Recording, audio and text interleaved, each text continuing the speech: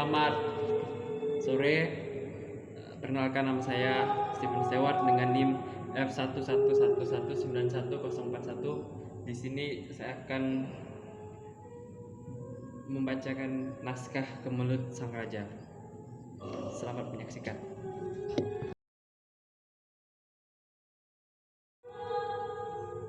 Raja berdiri di sudut pentas menatap kejauhan. Permaisuri perlahan keluar mendekati raja. Kata permaisuri, "Bagaimana sikap Kanda?" "Raja, kalau kau seorang permaisuri yang bijaksana, tentunya jawaban itu ada di dalam dirimu," kata raja. Permaisuri, "Kalau Kanda seorang suami yang arif, tentunya Kanda tidak akan membiarkan istrimu dicekam oleh perasaan takut disebabkan oleh perang."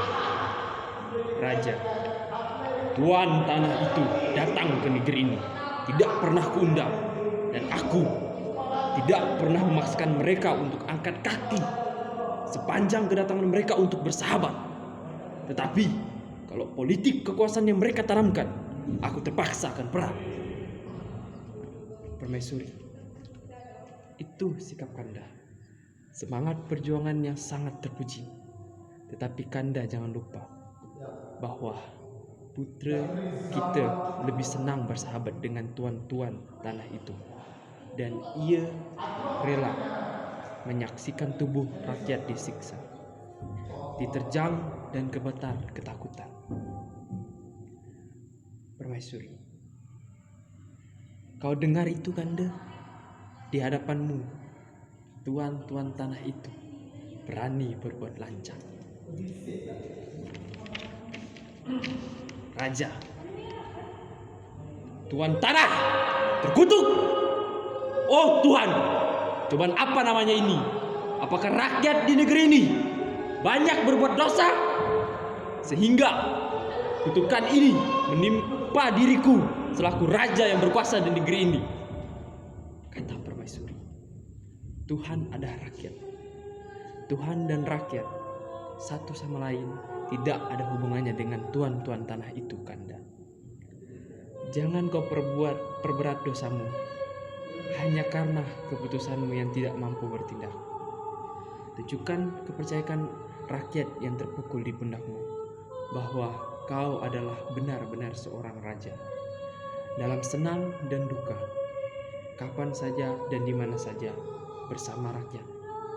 Raja, apakah di mata rakyat aku masih layak untuk menjadi seorang pemimpin? Padahal mereka tahu bahwa malapetaka yang menyiksa batin mereka yang dilakukan oleh tuan-tuan tanah itu, wah, datangnya dari putra kandungku sendiri, putra mahkota. Tuan tanah menunggu kedatangan ayahanda di Balairong. Jika dalam tempo setengah jam ayahanda belum juga datang, maka mereka akan membuat perhitungan." Kata permaisuri, "Putraku, kau bunda lahirkan bukan untuk menjadi seorang pengkhianat." Kata putra mahkota, "Onak dan duri boleh saja menyayat selimut, tetapi perasaan Ananda tidak boleh dihancurkan oleh siapapun." Kata raja, "Anak macam apa kau ini? Memalukan. Ayahanda rambah hutan dan ayahanda bangun negeri ini bukan untuk berbusung dada lalu dianggap sebagai pahlawan, tetapi ayahanda lakukan itu guna melaksanakan salah satu perintah Tuhan yang mengharuskan hambanya agar banyak berbuat untuk menuju kedamaian. Tetapi kau telah merubah kodrat itu menjadi kehancuran." Kata tuan tanah, masuk diikuti juru tulisnya. Juru tulis membuat aksen-aksen yang menimbulkan humor. Tuan tanah, "Tuanku raja, halo, apa kabar?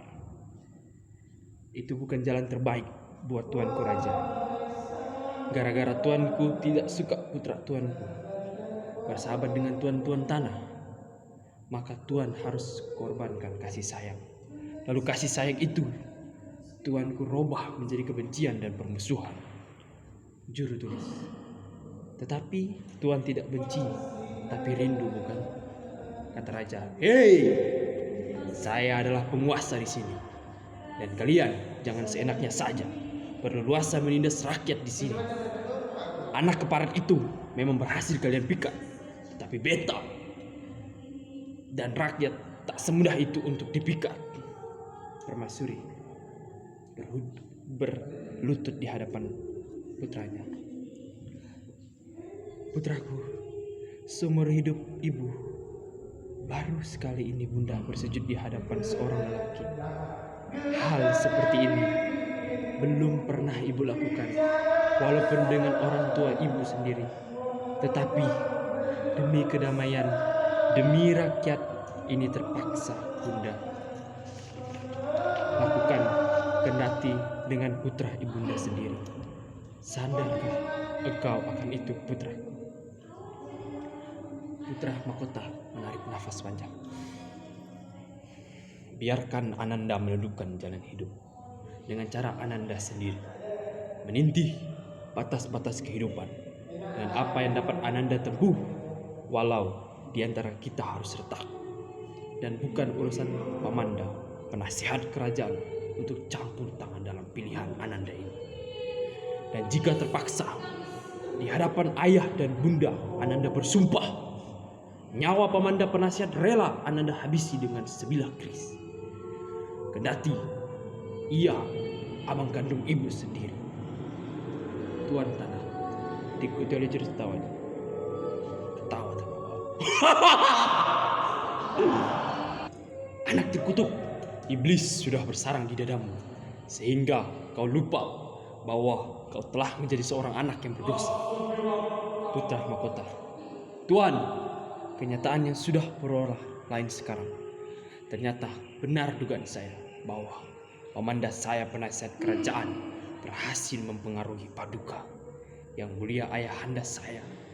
Saya mendengar berita bahwa paman saya dan pasukan sudah bersiap-siap untuk menghancurkan orang-orang Tuan.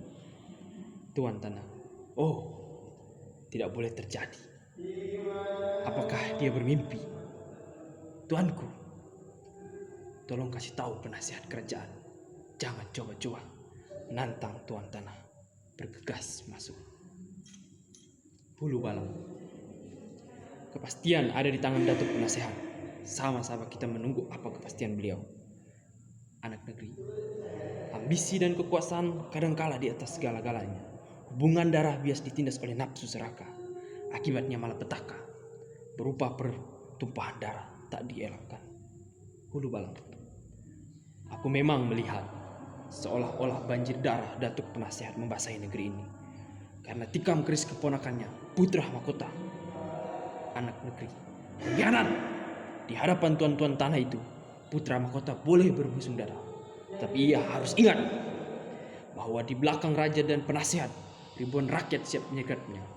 Penasihat keluar dengan perang. Hulu Balang, perang. Penasihat, ya, perang. Tidak ada jalan lain kecuali perang.